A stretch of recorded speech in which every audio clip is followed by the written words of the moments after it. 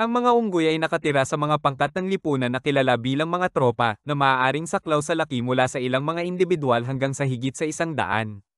Ang kanilang mga pakikipag-ugnayan sa lipunan ay komplikado na kinasasangkutan ng pag-aayos, paglalaro, at bonding. Ang mga ito ay omnivorous, kumakain ng mga prutas, dahon, buto, insekto, at kung minsan ay maliliit na hayop. Ang paghahanap ng pagkain ay isang mahalagang bahagi ng kanilang pang-araw-araw na gawain. Ang mga unggoy ay naninirahan sa iba't ibang kapaligiran, kabilang ang mga tropikal na kagubatan, savanna, at bulubunduking rehiyon. Ang kanilang mga tirahan ay nakakaimpluwensya sa kanilang pag-uugali at pamumuhay.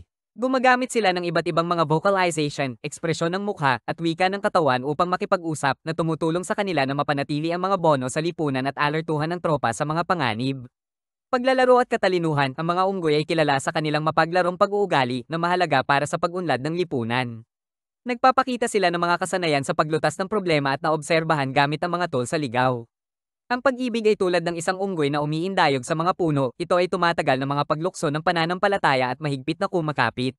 Sa gubat ng buhay, ang maliliit na sandali sa iyo ang nagdudulot ng pinakamaraming kagalakan tulad ng dalawang unggoy na nakakahanap ng pinakamatamis na prutas ng magkasama. Tulad ng mga unggoy na nag-aayos sa isa't isa, ang tunay na pag-ibig ay umuunlad sa pag-aalaga at koneksyon. Ginagawa mo ang puso ko na parang mapaglarong unggoy.